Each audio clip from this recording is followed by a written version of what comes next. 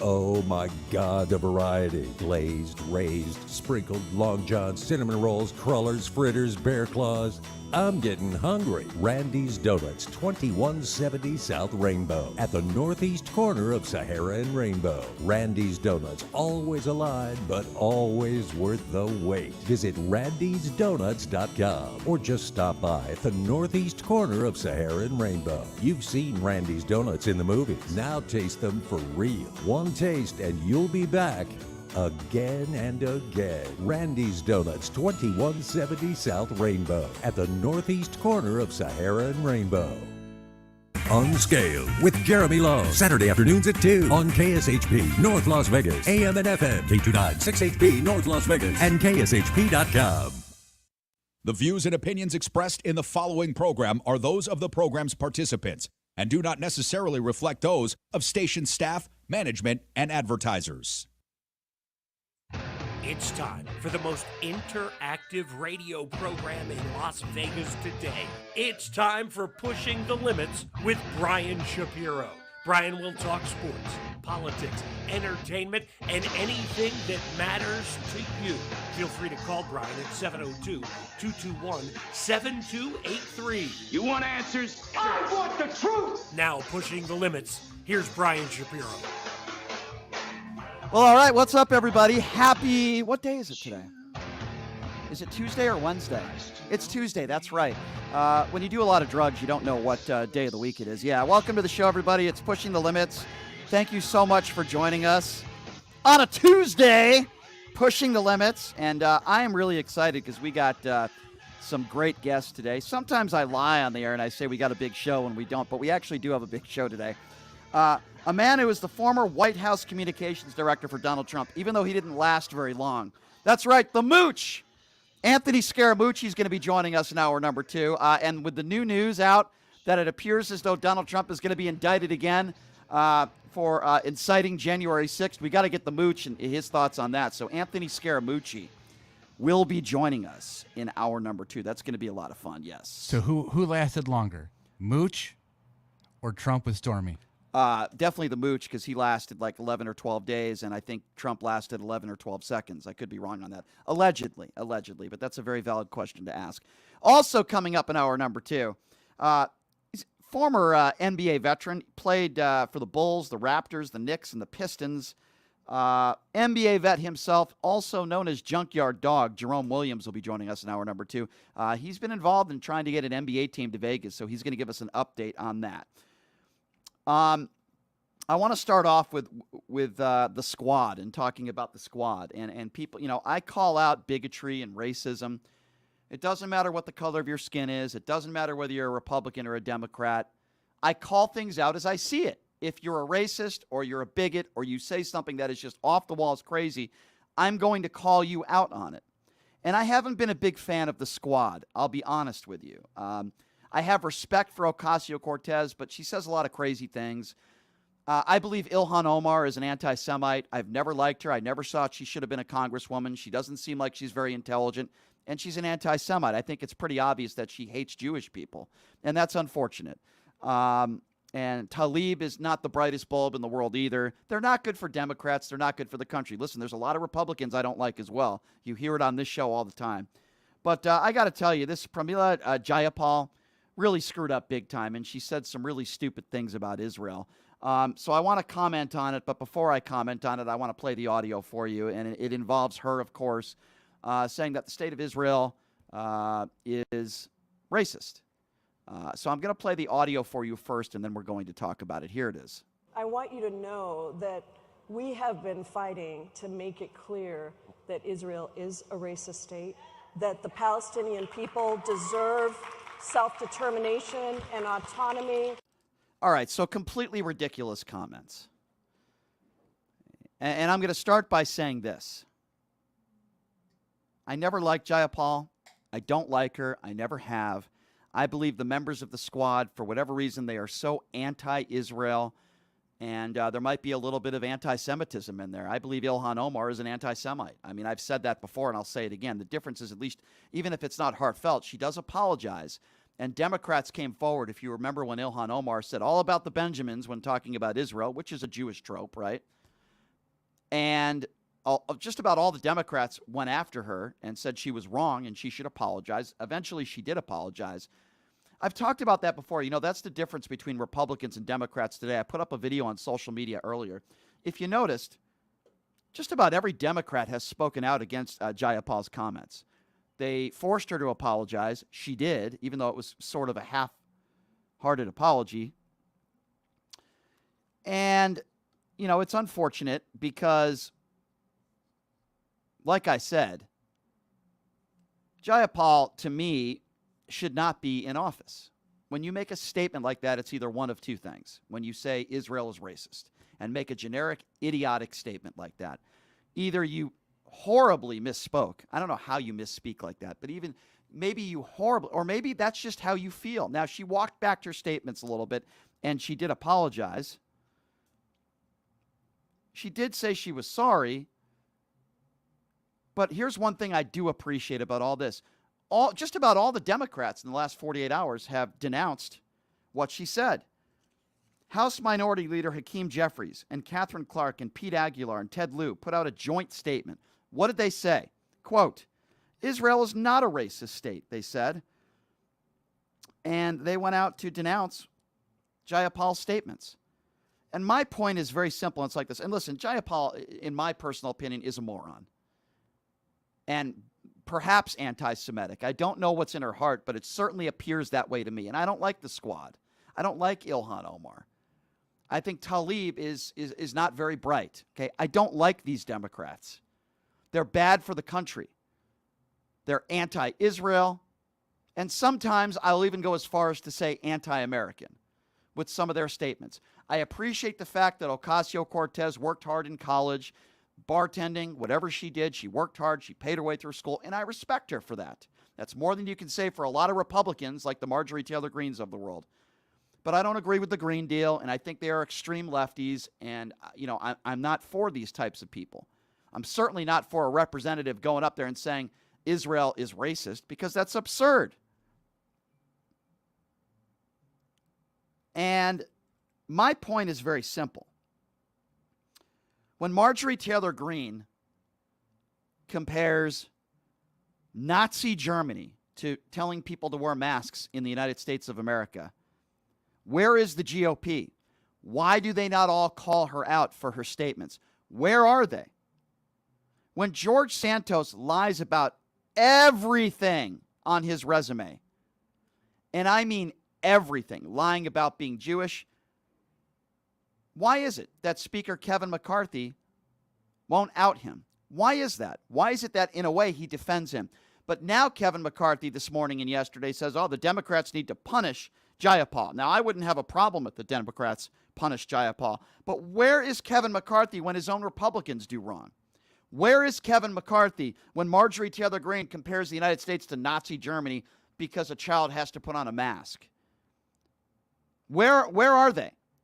When George Santos lies about literally everything to get elected, where's Kevin McCarthy? Where's the Republicans, except for maybe a Mitt Romney? Where's everybody else? Or Matt Gaetz and his despicable behavior? Why is it that it's only a Democrat, when a Democrat says something stupid or terrible, that Kevin McCarthy and the Republicans want them to be punished? But then when it's a Republican that does something, it's either complete silence, they don't want to talk about it, they want to avoid the issue. That is the definition of hypocrisy. I appreciate the fact that all the Democrats, just about all of them, have spoken out against Jayapal's comments. And here's something to the effect of Jayapal actually apologized. Again, I don't know if it was a heartfelt apology, but she did apologize because Democrats pressured her to do so. And the Democrats came forward, and they did it with Ilhan Omar when she said all about the Benjamins, and she made anti-Semitic Jewish tropes about the Jewish people. She apologized because the Democrats put it to her. This is the state of Republicans and Democrats today. You can lie about your resume. You can lie about everything to be elected. And apparently, as long as they're a Republican, that's okay. The second a Democrat says something that is borderline racist or anti-Semitic, all the Democrats come out and denounce it, which is what they should do. And they did do that with their statement. And Jayapal apologized. Whether she meant it or not, She knew she was wrong. She apologized. And the Democrats knew she was wrong, and they spoke out against it, not because they were in fear of losing power, because it was the right thing to do. And when you call Dr. Fauci a Nazi, or Lauren Boebert says that she would have been afraid in an elevator with Ilhan Omar if she had a backpack on her, which is a trope towards those people, saying that every person from that descent must be a terrorist. It was a horrible thing to say. Where were all the Republicans? Where were all the Republicans denouncing it? Where were they? And no, I am not blaming Republicans for what a Democrat said. If you're smart enough to follow me, you'll understand what I'm saying. It was a Democrat that made the statement that Israel is racist. She was wrong. The point I'm trying to make is not only did she apologize within 2 days, but just about every Democrat denounced what she said. What I am blaming Republicans for is not for what she said. I'm blaming Republicans for being hypocrites, because when somebody in their party says something that is racist or beyond the pale, Republicans stay silent. They don't force their members in office to apologize, and they don't do anything. That is the point I am trying to make. I'm not blaming Republicans for what Jayapal said. It's her fault. She's the one who did it. She's wrong. It's terrible. She should be punished for making that statement because it's absolutely ridiculous. I am praising the Democrats for all calling her out. They're calling her out for it. They've done it over the last 2 days. We have statements from everybody on the record on the left. Everybody that has denounced her statement. My point is, it doesn't happen on the right. When Marjorie Taylor Greene, for example, calls people Nazis in this country, or makes pro-Putin comments, for example, or Matt Gaetz makes absurd statements about the Democrats, where are the Republicans? Why don't they out these people? Why don't they call them out and force them to apologize? That's the point I'm trying to make. It doesn't happen in this country. It's the fine difference between Republicans and Democrats. Republicans bow down to Donald Trump, who, by the way, is going to be facing more indictments. Not just the Espionage Act, but now the Insurrection Act. But yet, so many of these Republicans are silent. And if you listen to Kevin McCarthy today, he blames Joe Biden for Jack Smith. He says it's the Biden DOJ, when it's yet Trump-appointed people that are now indicting this guy, that are going after Donald Trump. Trump-appointed people, Republicans. But yet somehow Kevin McCarthy, instead of putting the blame on Donald Trump and his own behavior, somehow wants to blame Joe Biden for January 6th. Wants to blame Joe Biden for all the classified documents and defying a subpoena with what Donald Trump did. Somehow that's Joe Biden's fault. Or having sex without a condom with a porn star months after your wife, Melania, has a child, and breaking campaign finance violations. Somehow that's Joe Biden's fault.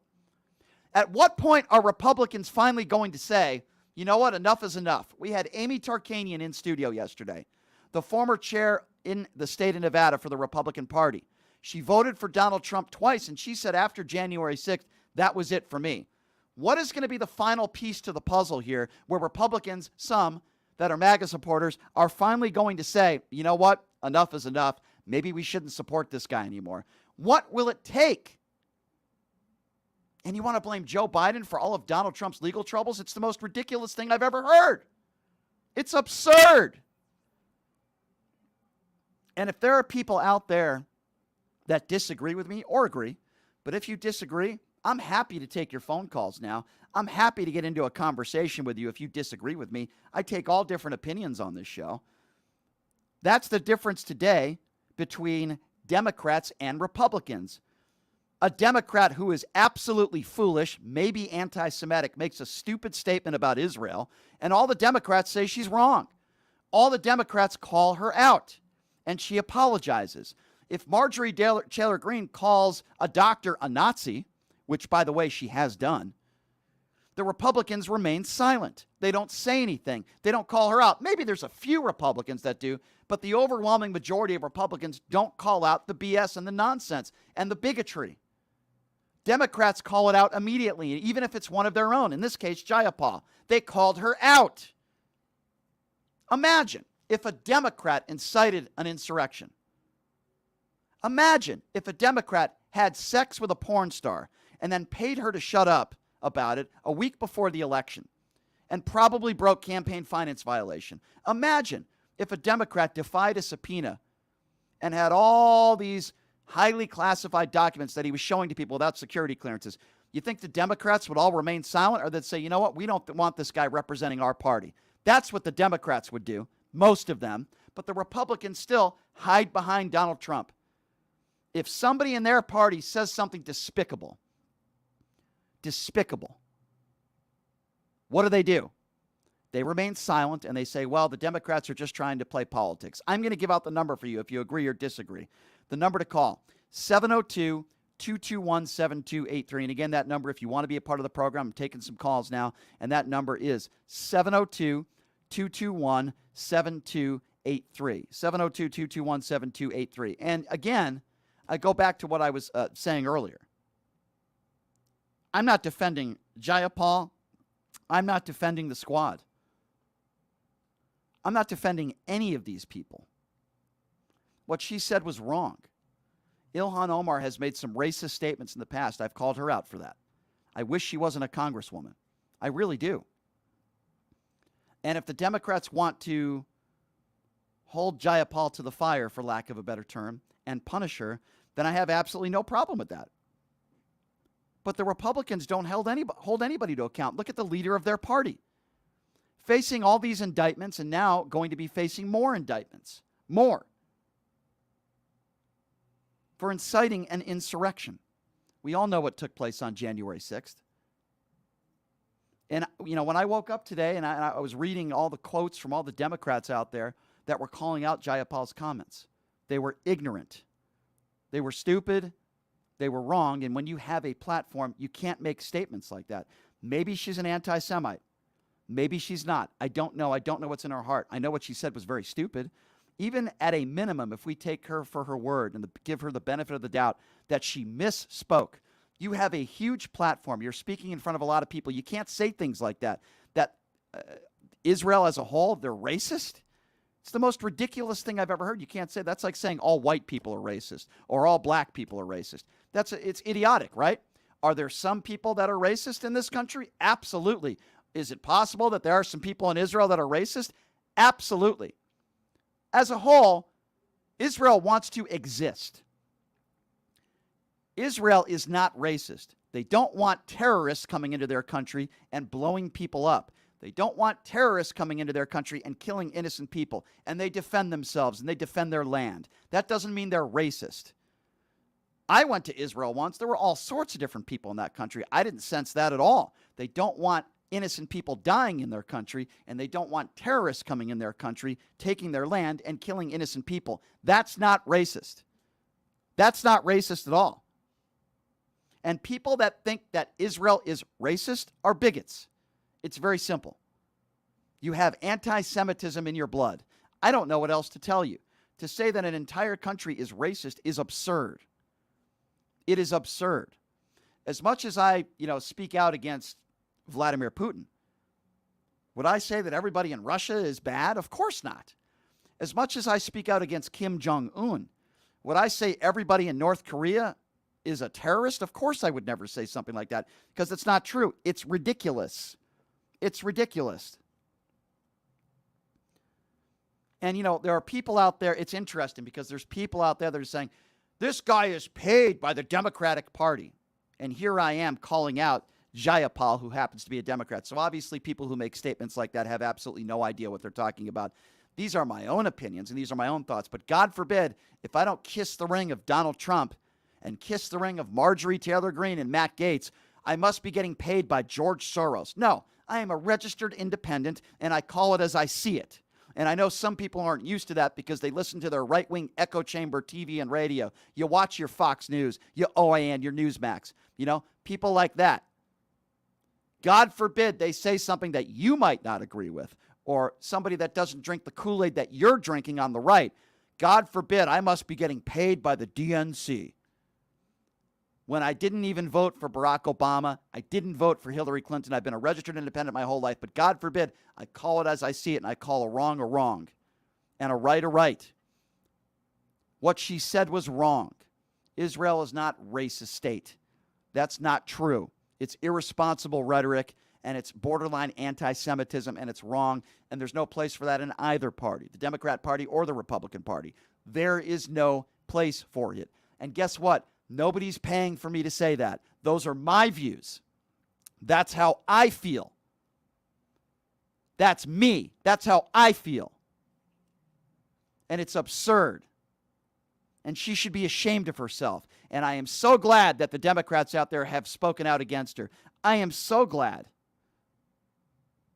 Because that's what reasonable, decent people do. And that's how I vote. I vote for reasonable, decent people. Donald Trump is not a reasonable, decent person. He is a bad guy. He is a bad guy. And now, coming up later on the show, we're going to talk a little bit about JFK Jr. Speaking of racism and bigotry and absurd statements, what he said about COVID, absurd. And for the people out there, again, that like to joy in misinformation, there are people on social media. Hakeem Jeffries didn't call her out. Yes, he did. You have no idea what you're talking about. A joint statement. Do you understand what a joint statement is? Hakeem Jeffries, Catherine Clark, and Pete Aguilar all put out a joint statement that represents their views and said Israel is not a racist state, and they called out Jayapal. So you have no idea what you're talking about. Show me the last time a joint statement was put out by Republicans denouncing Marjorie Taylor Greene and her racist rants. When was the last time McCarthy and some other top Republicans put out a joint statement outing out one of their own, like George Santos or Matt Gaetz or Tuberville? Have they put out any joint statements about any of their comments? No, of course not. That is the fundamental difference between Democrats and Republicans today. If a Democrat says something that is despicable, the Democrats are lining up to call them out, even if it's one of their own, because that's what a decent human being would do.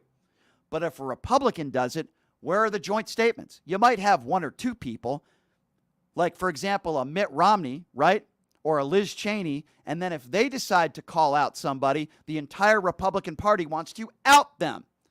That's how the Republican Party works today. If somebody within the Republican Party calls out nonsense, bigotry, racism, homophobia, if somebody, God forbid, wants to hold Donald Trump to account, the entire Republican Party will try to out them. That's not how the Democratic Party works.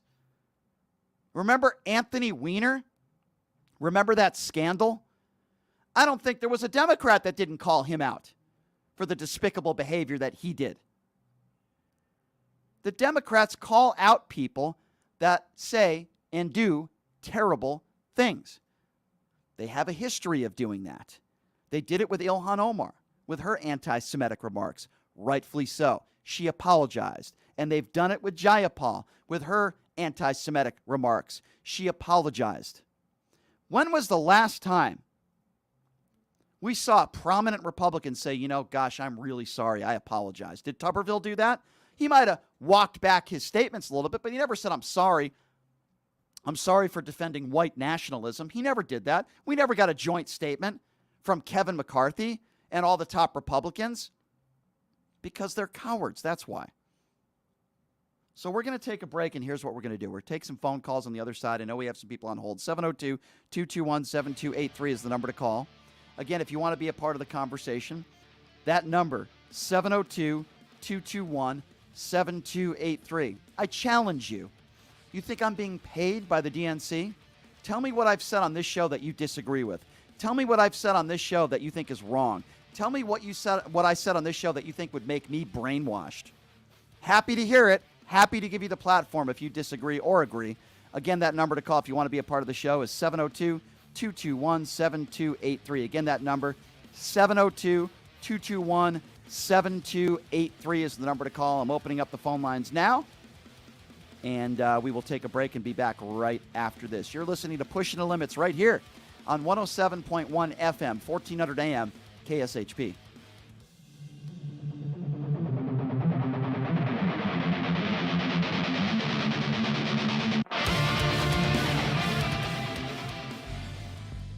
Hey everybody, are you struggling to find a pizza place that reminds you of Brooklyn?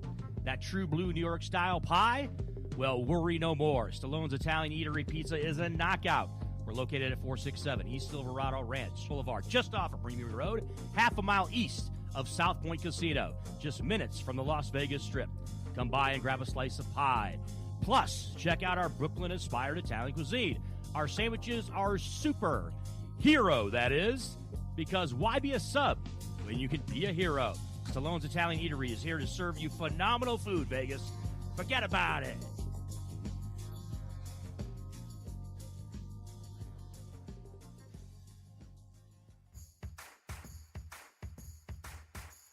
Look, it's impossible for the average person to find a great attorney out there. There's so much misinformation. Now, let me introduce you to former Chief Deputy District Attorney Thomas Moskal. He was Las Vegas's top DUI prosecutor for years. He prosecuted the most high-profile DUI cases in Clark County.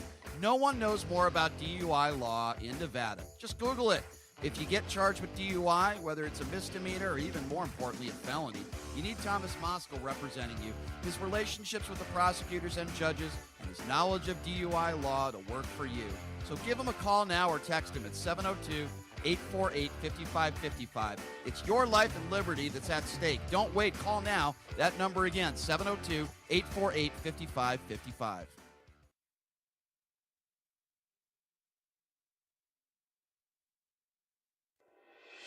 Buying or selling a home is a huge life event that requires guidance from an expert in the industry and community. My name is Blake Wynn. You may recognize my name as my grandfather was the best governor the state of Nevada has ever had. Growing up in Las Vegas, I've come to know this community intricately. Now, I am raising a family here as well. So I understand all the issues impacting our home and quality of life. As the top realtor for the #1 real estate team at Keller Wlliams, you can have confidence in my experience, knowledge, and track record. When it comes to buying, selling, or investing in real estate, choose a name you can trust and someone who understands the community you call home. Call Blake Wynn today and experience the difference of a trusted expert. 702-540-3311. Sapphire Pool and Day Club, the world's only topless gentlemen's day club, introduces its 2023 pool season lineup with a bevy of beauties and social media celebrities throughout the summer who will all host alongside hundreds of Sapphire's topless poolside entertainers. Enjoy brunch in the sun with items like frittata-style omelets, stripping chicken, and French kiss toast before washing it down with signature summertime cocktails. 10 lines, beware. Go Bear! Ladies are welcome to go topless within the day club for the ultimate party. Guests can purchase affordable day bed packages, cabana packages, lounge chairs, and more. The best part though? Pushing the Limits will be broadcasting shows every other Friday throughout the pool season with a ton of surprise celebrity guests. Wow! Reserve your spot now. For more info, visit SapphirePoolLV.com or call 702-869-0003. That's 702-869-0003. See you at Sapphire.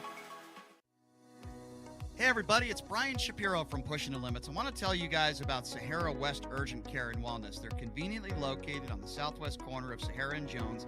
They're open Monday through Friday, 9 a.m. to 9 p.m. and Saturday, 9 a.m. to 5 p.m.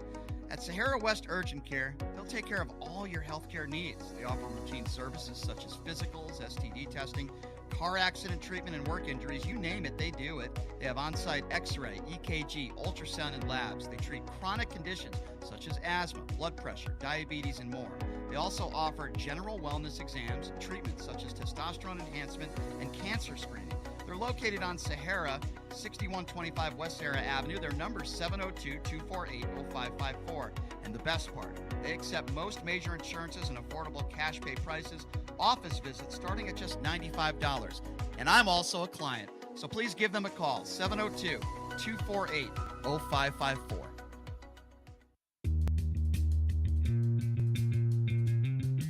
All right, welcome back. It is Pushing the Limits on a Tuesday. The phone number to call in if you want to be a part of the show is 702-221-7283. I want to tell you guys about my good friend Blake Wynn. His grandfather, the former governor of the great state of Nevada. He works for Keller Wlliams. If you're thinking of buying or selling a home, there's no better person to talk to. He helped my family get a place out here where they're moving here in 2 weeks, and I promise he will help you. He's born and raised here in Las Vegas. Give him a call, 702-540-3311. Again, that number, 702-540-3311. Some interesting comments on social media, to say the least. We've been talking a little bit about Jayapala And Jayapal, in her comments, the state of Israel is racist, she says. Obviously, it's absurd. Basically, all the Democrats have called her out. And I say, why don't we see the same thing on the other side? When somebody makes a racist trope, whether it be Marjorie Taylor Greene or Lauren Boebert, why is it that we don't get joint statements from the Republicans outing those people? But seems like the Democrats seem to call it out, whether it be Ilhan Omar or anybody. We're taking your calls at 702-221-7283. And again, that number, if you want to be a part of the conversation, 702-221-7283. Let's start off with Charlie. Charlie, what's going on? Hey, how you doing, guy? What's up, Charlie? What's on your mind, my friend? Oh, man, I agree with a lot of things you say. Mm-hmm. I think you make some good points, especially about the Democrats. Mm-hmm. But I'm no preference, so yeah, not to talk bad about either party. Mm-hmm. Yeah, but I think the Democrats do have that, like, I guess that nature of the animal to call anybody out any given time. Right. But, you know, I'm a truth seeker myself. Mm-hmm. So it's interesting to see that. But I also see Democrats doing a lot of things that's questionable. So, too. Charlie, Charlie, I don't necessarily disagree with you, but I think you understand the point that I'm making, which is this. When a Democrat says something, could be racist, could be anti-Semitic, I see the overwhelming majority of leadership in the Democrat Party calling them out. And it happened the other day with Jayapal, right? Calling them out for a stupid statement that is anti-Semitic. And then when I see people on the other side, like the Marjorie Taylor Greenes of the world, I don't see leadership within the Republican Party putting out joint statements and calling them out. I think that's the difference right now between the overwhelming between Republicans and Democrats in the party. I agree with that, too. Yeah. But I also see a lot of Democrats and Republicans when the other, I guess, you know, because you start talking about statistics. Yeah. And you got to break it down in ratio. When you break that down, you see that there's probably a lot more of both parties just turning the other cheek, don't say much or anything. They don't stand either on the status quo or not. They'll just not even say anything at all. I mean, I don't know. I don't know if I agree with that. And here's why. When you think of Black Lives Matter, right, and you think of social justice and Gay Pride Month, it's always the Democrats that are overwhelmingly supportive.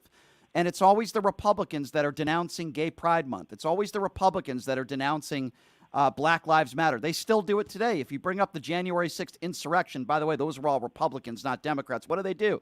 They bring up Black Lives Matter and they want to talk about, you know, all the damage that was done during Black Lives Matter. One has absolutely nothing to do with the other. And I've never heard a Democrat that endorsed violence at a Black Lives Matter rally, saying, point. You know, and I guess that's what I try to say. I've never heard a Democrat say, boy, I'm so glad they tore down that building. Boy, I'm so glad that officer was injured. No, they won't do that. But then when you talk about January 6th and you talk about police officers that were injured, you never hear top leadership in the Republican Party holding Donald Trump to account. And I guess that's my point. Well, I don't want to interrupt you because it's your show, but yeah, you got good points. But, you know, when you start talking, if you look at history, I'm a historian, but if you look at history, most parties were put under the gun. So, I mean, you know, like when you talk about Black Lives Matter, when you talk about the gay liberation movement, those are really not parties. I understand that. I'm not saying I agree with you. I'm not saying that they are parties. What I am saying is that the group, that the party that seems to denounce Gay Pride Month, the party that seems to denounce transgenders, the party that seems to be talking about gender ideology and how Black Lives Matter was the worst thing in the world, it's not Democrats. They're supporting all these movements. It's the Republicans, because the Republicans, and again, I'm making a generic statement here, there are a lot of Republicans in office right now that don't want to see people that don't look like them coming into this country. They don't want to see this country change for the better, in my personal opinion. And that's, to me, listen, the Democrats are not perfect. I don't want Joe Biden to run again in 2024. I've been calling out the squad for years now. I don't like them. But when you look at the rhetoric that comes out, and let's be honest, the leader of the Republican Party is still Donald Trump. He's facing indictments after indictments. And now he's not only the Espionage Act, but coming up, January 6th Insurrection Act that he's going to be charged with. I mean, I don't see any leaders of the Democratic Party that are inciting insurrections. Do you? Well, I grew up a Democrat, and when I moved to Nevada, and I've been in Nevada a little bit, I changed my party preference. And so when you say the Democrats, I agree with a lot of the things you're saying, but I also disagree about the Republicans too, because a lot of the times the things that they have on Mr. Donald Trump, some of them are witch hunt items. Okay, like what? What? Tell me. In my opinion, sure. Like everything that they say he does. Like what? And just my opinion. Okay, so tell me which. But you got to be specific because I can't. Well, I still got to get to the dialogue. Okay. Part. What I'm saying to you is, in my opinion, anything that he said, even if he did it or not did it, I mean, because I'm not a judge. What I'm saying is that the things that they accuse him of, they usually boost it. They it's always so let's go through. Okay, so let's talk about that. Than what it really was. You used the term witch hunt. The classified documents. He defied a subpoena. If it's a witch hunt, then why didn't he comply with the subpoena? That's number one. Number two. The Democrats turned around and did the same thing too. Name me a Democrat that defied a subpoena when it came to classified. No, he didn't, sir. With all due respect, you don't know what you're talking about. Joe Biden did not defy a subpoena. Documents, and I'm talking, and that's what I'm talking about. Joe Biden and Joe Biden told his attorneys, and his attorneys complied with the FBI. If you're going to make a statement like that, you have. No, I think the Democrats got the. I think they got the better. Deal on that one. Okay, but that's a fun. Both parties do things. Sir. Okay, both parties do things. Okay, then you have to be specific. You just said Joe Biden. And I think that they kind of a little bit more harder on Trumper. Okay, but you haven't given me any examples. All you've said is Joe Biden defied a subpoena, and I told you that's not true. They complied. Okay, well, I'm sorry. Like I said, I'm not going to get in for tick to tack I'm not asking for tick. I'm not asking for tick for tack. I'm asking you for one example. There's so many things. Then give me one. We can have part two. I don't need part two. I need 1 minute. Okay, give me 1 minute. Give me an example of a situation where a Democrat did wrong in today's day and age, where you don't believe justice was served and there wasn't accountability. I'm happy to hear you. I just want to hear one example. The whole thing with, Kamala Harris, in my opinion, a lot of the things that they stand up for and then they drop the ball for. And what do you mean? What do you mean? If you stand up for and you drop the ball, then that's a policy disagreement. That's not breaking the law. Yeah. We're talking about. I'm not saying that Donald Trump hasn't broken the law. I'm not saying that Biden has broken the law. But you're making comparisons. I'm not able. Let me finish. I'm not able to. I'm not a judge, and I'm definitely not under oath to make those types of determinations. I didn't say you were a judge. I'm just asking for an example. Or you are either. Actually. No, but I know facts, and the fact is that Joe Biden didn't defy a subpoena, and Donald Trump did when it came to classified documents. I'm surprised you don't know that. And also Trump had all those people storm the Capitol too, right? He did that too. Well, let me ask you a question then to answer your own question. Okay, but that's the point right there. Yes, he did. Let me ask. Yes, he did, and let me ask you a question to prove that. Oh, so you said that's your opinion? Okay, right? let me ask you a question. Can I ask you a question now? If Donald Trump for months, before January 6th didn't say that Joe Biden cheated and the Democrats cheated and the election was stolen, which, by the way, it wasn't. Does January 6th happen? Yes or no? It's a yes or no answer. No, probably not. Okay, thank you. I appreciate the call, sir, and thank you for proving my point. You see how easy that was? I appreciate you for calling in, and I appreciate you for answering that question honestly. If Donald Trump didn't lie and say the election was stolen, January 6th doesn't happen. Hence, the insurrection. Why is that so hard for people to understand? I don't get it. Number to call, 702. Thank you for the call, sir. 702-221-7283. And again, the number to call if you want to be a part of the conversation, 702-221-7283. By the way, that guy's name, I believe, was Trumper? No, I don't know. What was that? During the call, he called him the Trumper. Oh, the Trumper. He called him the Trumper. The Trumper. Well, I've called him worse than that, so that's okay. I just thought it was funny that he was calling him the Trumper. I guess that's fair. I want to play you some audio now. And by the way, people are welcome to call in, 702-221-7283, the number to call. That was an interesting phone call, but I'm always, ready for a debate with anybody. A lot of Republicans out there, they're on the far right, like Steve Bannon and Charlie Kirk. They're saying some nice things about, RFK Jr. And they're saying a lot of nice things about him because I believe he's bad for the Democrats. Well, a new video has surfaced, ladies and gentlemen. And in this video, Mr. Junior, as I will call him, says that COVID-19 was ethnically targeted to spare Chinese and Jewish people. Folks, you can't make this stuff up. Have a listen to this audio, and then we'll discuss after. COVID-19 is targeted to attack Caucasians and black people. The people who are most immune are Ashkenazi Jews and Chinese. Absolutely ridiculous. Absolutely absurd. First of all, I speak from just a little bit of experience. I'm Jewish. I almost died of COVID. I was almost put on a ventilator. I was in the ICU for 2 weeks. So his statement that COVID-19 was going after just white people and they were sparing Chinese and Jewish people is the most absurd thing I've ever heard in my life. I know people that are Jewish that died of COVID. I know people that are Chinese that died of COVID. He has absolutely no idea what he's talking about. And when you make a statement like that, it's harmful because it's medical misinformation. Members of his own family, including Kerry Kennedy, has come out and said, listen, I don't support my brother. I don't support the nonsense that he put out there. It doesn't represent this family. And a lot of other family members have come out and they've said the same thing. So I ask all of you, why is it that people like Steve Bannon, why is it that people like Charlie Kirk and those that are on the extreme right, why is it that they support Robert F. Kennedy Jr.? Why is that? Well, I'll give you the answer. They support this man because they know he's bad for Democrats and he's good for Republicans, because he is a conspiracy theorist with zero medical misinformation who has no idea what he is talking about. Do you think Steve Bannon would ever support a Democrat that is good for Democrats? Of course not. Do you think Charlie Kirk would ever support a Democrat that is good for the Democratic Party or even good for the country? Of course not. Folks, this isn't hard to understand. This isn't hard to get. The reason why people don't take RFK Jr. seriously is because he shouldn't be taken seriously.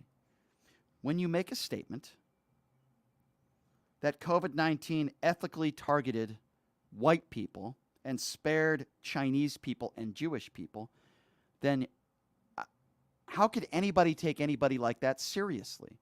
How? It's absurd. It's racist. It's dangerous. And it's wrong. And there are people that I know that support Robert F. Kennedy Jr. There are Republicans that I know that support Robert F. Kennedy Jr. Here's what I say. I say F. Kennedy Jr. That's what I say. He's dangerous for the country. He's an anti-vaccinated, anti-vaccine conspiracy theorist. He's no better than Alex Jones, and he also has a platform, sadly, and he's very dangerous for the country. And I'm going to ask Anthony Scaramucci coming up in hour number 2 about that. I'm going to ask him about Donald Trump looking like he's going to be indicted very soon for the January breaking, the Insurrection Act, along with the Espionage Act. But there are more indictments coming. And listen, there are people that are putting conspiracy theories together where they're going to cop some sort of plea deal with Donald Trump so that he doesn't run. The two don't run hand in hand. They have nothing to do with the other. And these people are very dangerous for this country. A guy like Robert F. Kennedy Jr. is very dangerous for this country. A guy like Alex Jones is very dangerous for this country. And it's pretty simple. If you're an Alex Jones person and you support Alex Jones, you're probably going to support Robert F. Kennedy Jr. School shooting in Connecticut didn't happen. Imagine the parents that the pain never goes away, having to bury your 6-year-old or 7-year-old child who was massacred in school. And imagine having conspiracy theorists coming up to you that are Alex Jones fans saying that your child is still alive, that it was a hoax.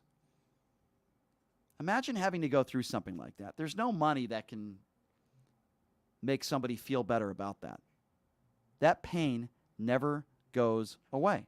Never. And I'm glad that Alex Jones has been held to account, financially anyway.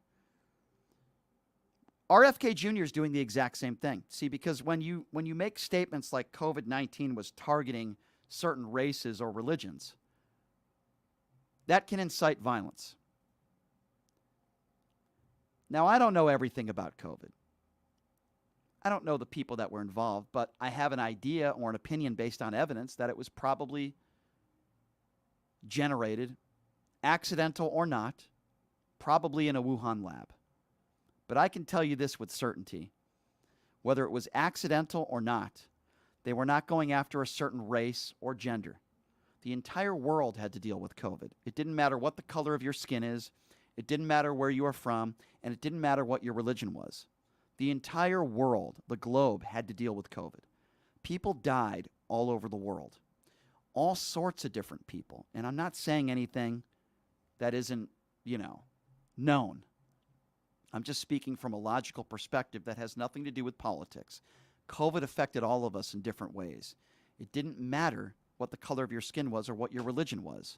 A lot of people died. It was horrible. Certainly the world wasn't prepared for this. The United States wasn't prepared for this. There were a lot of people that were not prepared for this. There are a lot of heroes in COVID, a lot of doctors and nurses that will tell you they treated all sorts of people from all sorts of different backgrounds. And when Robert F. Kennedy Jr. uses his platform to say that COVID-19 targeted certain races or religions, it's absurd and it's dangerous. Because not only is it medical misinformation, but it can get people angry, and there are a lot of crazy people out there, and it can incite violence. Again, I don't have all the answers. I don't have all the answers. I don't claim to know everything, but here's what I do know. People like Robert F. Kennedy Jr.'s of the world are dangerous to this country. They're very dangerous, just like Tucker Carlson is very dangerous when he says the idea of white supremacy is a hoax and he, spews his Russia pro-propaganda. That's dangerous to the country. People like Sean Hannity and Laura Ingraham, dangerous to the country. It spreads hatred and bigotry, the attacks on transgenders, the attacks on people who are gay, the attacks on minorities, the attacks on immigrants, documented or undocumented. The attacks the last 5 or 6 years are absurd. They're terrible. And that's why, or at least a part of the reason, why a white supremacist goes into a Walmart and kills a bunch of innocent brown people. It was in the manifesto in Texas, El Paso, in the Walmart shooting. And Donald Trump was named in the manifesto. When you spew hatred and you say things that are not true, like, for example, quote, in talking about Mexicans, Donald Trump, these people, they're rapists and they're bad people, but I suppose some of them are good people. That is inciting violence when you make statements like that. And people that are already crazy, that are mentally ill, will use that sort of statement and commit heinous crimes. That is why when you have a platform, even if you don't have a big platform, but if you have a big platform like the former or current president of the United States, or if you're a politician, your words matter. The things you say matter. When you say, I won the election in a landslide and the Democrats cheated, things like January 6th happened. People died that day. People died that day. Innocent people died that day. Some people that shouldn't have been there died that day. Some officers that were there, family members said they never were the same and they committed suicide because of that day. A couple hundred officers had to go to the hospital that were injured, that were beaten, some with their own batons. And why? Because we had one man who said he won the election in a landslide and Joe Biden cheated and the election was a fraud. So these people thought they could storm the Capitol and overturn the outcome of a free and fair election. That's what happened that day. And that's why Jack Smith, right around the corner, more indictments are coming for breaking the Insurrection Act. And I'm telling you right now, Donald Trump is going to go down as one of the most corrupt politicians, if not the most corrupt, treasonous president in the history of this country. Okay. Mark my words, that is going to happen. That is going to happen. And if you don't think what I'm saying is true, because that's what people do on social media. Oh, You're a liberal. What you're saying is not true. You're lying. And then when I give people an opportunity to actually debate me on the air, they cowardly do not, because they're not capable. And I give out the number, and there are a lot of Democrats that call in, I'm sure, that would probably agree with some of the stuff that I'm saying. They might disagree with some of the stuff that I'm saying. But in this day and age, there's a lot of MAGA supporters out there and Republicans that are not capable of having an intellectual conversation of disagreement. I had Amy Tarkanian in studio yesterday, Republican her whole life. We had a nice civil conversation, didn't agree on everything, and there are some Republicans out there that I have a lot of respect for. Doesn't mean I'm going to agree with them on everything, but they're capable of having a debate or a discussion. And then there are some people on social media that say, oh, you're being paid by the DNC. You're being paid by George Soros. You see, those people aren't capable of having an intellectual conversation. They can't give any examples of where I'm wrong. I'm happy to have that debate with you. I'm happy to have that conversation with you. Heck, maybe I said something that's not true. It's possible, but I think most of my opinions are based on facts, not fiction. The earth is not flat, and Donald Trump did not win the 2020 election. And then you have Ronna McDaniels, one of the spokespeople for the entire Republican Party, still saying that she can't say that Joe Biden won a free and fair election. You can disagree with Joe Biden, and you can disagree with his administration, and you can disagree with policies all you want to. Fine, let's have those debates. I would make the argument that most Republicans don't have any solutions to any of the problems facing this country. Saying more guns are the answer are not going to make us safer. Saying let's deport all illegals are not going to make us any safer. I haven't heard any solutions. Just bickering and complaining about Democrats and Joe Biden. Bitching and moaning about Obamacare, yet there is no replacement plan. That is the MO of Republicans, at least for the last decade, as far as I'm concerned. Complain about Democrats like Jim Jordan. Complain about Democrats, yet a guy like Jim Jordan has never passed anything. Hasn't passed one bill. Hasn't done anything. Gymnasium Jordan. He is one of the main faces of the Republican Party today. Gymnasium Jordan. But yet you people out there have no problem on the right, right? Jayapala said Israel was racist. Okay, she was very wrong. And Republicans like McCarthy and all you Republicans out there want to call her the anti-Semite, and you want her to be punished and outed. But when it's one of your own, what do? I'll tell you what you do. Nothing. Silence. The silence is deafening. When it's one of your own, you don't want to talk about it. But if it's a Democrat, let's talk about it. I see it on social media all the time. If there's a Democrat that, did something absolutely terrible, they call him out. But if it's one of their own, if it's a Republican, they say nothing. That is the whole point of what I am trying to say. The whole point of what I am trying to say. And it's evident and it's clear. And I'm going to tell you what's going to happen here in the next couple days. Donald Trump is going to be arrested and indicted again. It's going to be for breaking the Insurrection Act, which is very, very serious. You could argue just as serious as the Espionage Act. It's very, very serious. And he's going to get arrested, and then the MAGAs out there are still going to support him, and they're going to claim this is making Donald Trump stronger. Nothing could be more clearer than what Donald Trump did in inciting January 6th. You couldn't be more clear. Just like you can't say there's a fire in a crowded theater. He lied about the 2020 election, and he knew he lied, according to people that testified under oath. I know that Jared Kushner said that, oh no, he believed he won the election, but there are people within the administration that disagree, that heard Donald Trump say, I can't let them believe that I lost. And he went up there on that stage, and for months before the election, he went up there on that stage. On those stages across the country. The Democrats cheated. Joe Biden lost the election. Joe Biden's a cheater. And he knew he was lying. His ego got in the way once again, and he couldn't allow people to know that he lost. Because that's what happened. Donald Trump lost the 2020 election. And if you don't believe me, I ask you this very simple question, and maybe you can answer it for me. Before the 2016 election, before Donald Trump defeated Hillary Clinton, for months before, he did the same thing. He said elections are rigged, and the Democrats are going to rig the election. Then Donald Trump won. So I guess the election was fair when he won, because all those comments for the next 3 years about rigged elections all went away. Why is that? Maybe could it be Donald Trump was trying to prepare people in case he lost, to prove that the Democrats cheated. But then when he won, everything was hunky-dandy. Isn't that interesting? When Republicans win an election, it had to be free and fair. But if they lose an election, the Democrats had to cheat. Doesn't that say it all? If you're a logical person with an IQ over 20, you understand what I'm saying. He said the election was rigged before 2016. He won, and then for the next 3 years, all those comments deceased. Why is that? Again, anybody that has a reasonable brain would understand. He did the same thing in 2016 as he did in 2020. The big difference, Donald Trump lost in 2020. But the Democrats must have cheated. But I guess everything worked perfectly, right, in 2016.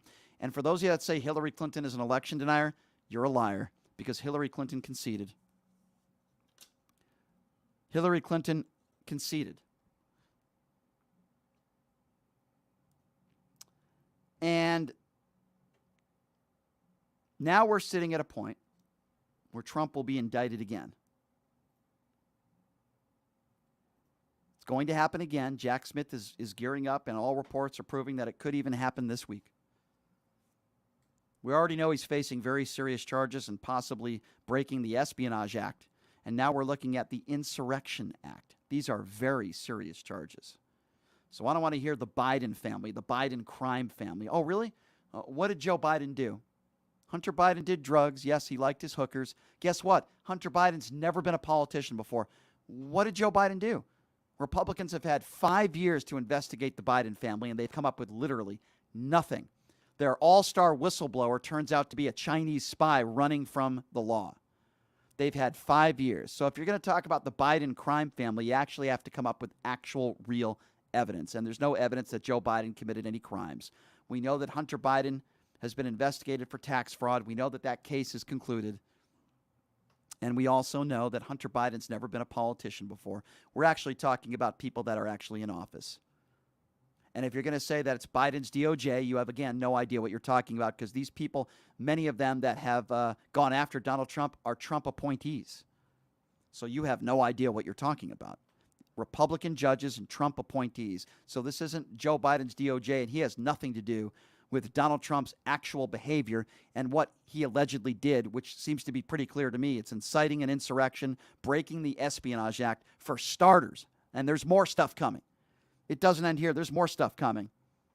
And people don't want to hear the truth. So when they hear the truth, they say, oh, you must be a liberal, or you must be being paid by the Democratic Party. That's their go-to. No, sir, I'm being paid by logic. I'm being paid by having a college education. I'm being paid by being an independent, logical thinker that calls out right and wrong. I understand some of you don't like to hear the truth, but the man who you support and the man who is your Messiah in the orange turd is a criminal.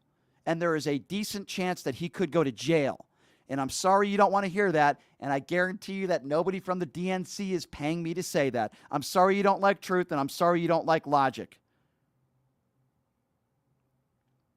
Many MAGAs these days can't spell the word fact. Sorry about that if I'm offending you with facts.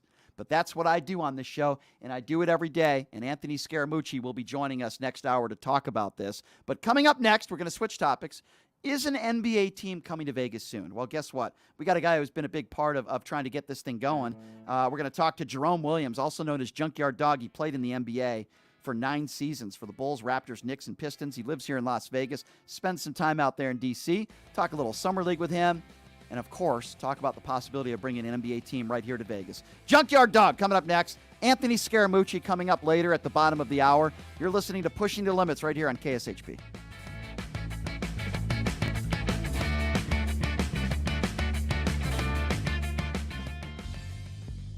Hey everybody, are you struggling to find a pizza place that reminds you of Brooklyn?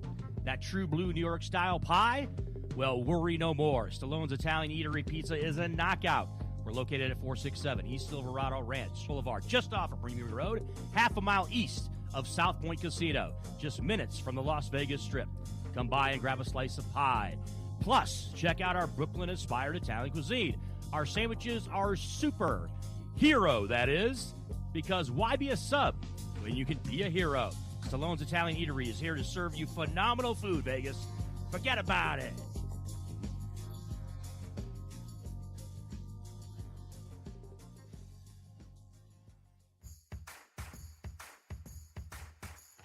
Look, it's impossible for the average person to find a great attorney out there. There's so much misinformation.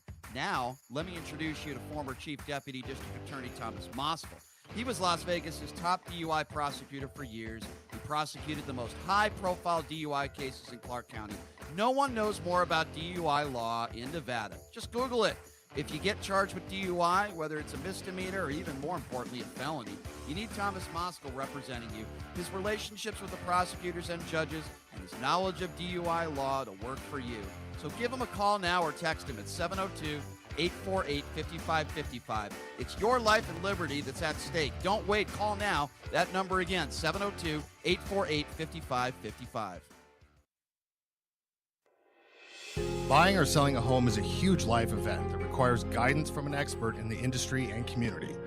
My name is Blake Wynn. You may recognize my name as my grandfather was the best governor the state of Nevada has ever had. Growing up in Las Vegas, I've come to know this community intricately. Now, I am raising a family here as well, so I understand all the issues impacting our home and quality of life. As the top realtor for the #1 real estate team at Keller Wlliams, you can have confidence in my experience, knowledge, and track record. When it comes to buying, selling, or investing in real estate, choose a name you can trust and someone who understands the community you call home. Call Blake Wynn today and experience the difference of a trusted expert. 702-540-3311. Sapphire Pool and Day Club, the world's only topless gentlemen's day club, introduces its 2023 pool season lineup with a bevy of beauties and social media celebrities throughout the summer who will all host alongside hundreds of Sapphire's topless poolside entertainers. Enjoy brunch in the sun with items like frittata-style omelets, stripping chicken, and French kiss toast before washing it down with signature summertime cocktails. 10 lines, beware. Go Bear! Ladies are welcome to go topless within the day club for the ultimate party. Guests can purchase affordable day bed packages, cabana packages, lounge chairs, and more. The best part though? Pushing the Limits will be broadcasting shows every other Friday throughout the pool season with a ton of surprise celebrity guests. Wow! Reserve your spot now. For more info, visit SapphirePoolLV.com or call 702-869-0003. That's 702-869-0003. See you at Sapphire. Hey everybody, it's Brian Shapiro from Pushing the Limits. I want to tell you guys about Sahara West Urgent Care and Wellness. They're conveniently located on the southwest corner of Sahara and Jones. They're open Monday through Friday, 9 a.m. to 9 p.m. and Saturday, 9 a.m. to 5 p.m. At Sahara West Urgent Care, they'll take care of all your healthcare needs. They offer routine services such as physicals, STD testing, car accident treatment, and work injuries. You name it, they do it. They have on-site x-ray, EKG, ultrasound, and labs. They treat chronic conditions such as asthma, blood pressure, diabetes, and more. They also offer general wellness exams, treatments such as testosterone enhancement and cancer screening. They're located on Sahara, 6125 West Sahara Avenue. Their number is 702-248-0554. And the best part, they accept most major insurances and affordable cash pay prices, office visits starting at just $95. And I'm also a client, so please give them a call, 702-248-0554.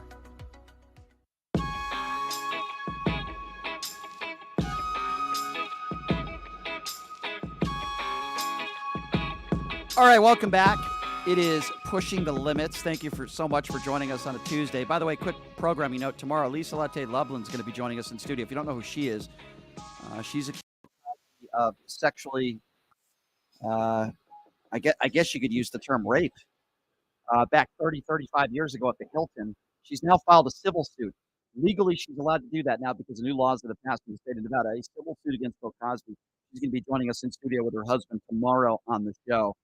So stay tuned for that. But, I love having this guy on because not only was he one of the hardest workers in the NBA, that's why they called him Junkyard Dog. He played for the Bulls, the Raptors, the Knicks, the Pistons from 96 to 05, and calls Vegas his home. Of course, I'm talking about Jerome Williams joining us right now on the show. Junkyard Dog, Jerome Williams. Good to see you, my friend. What's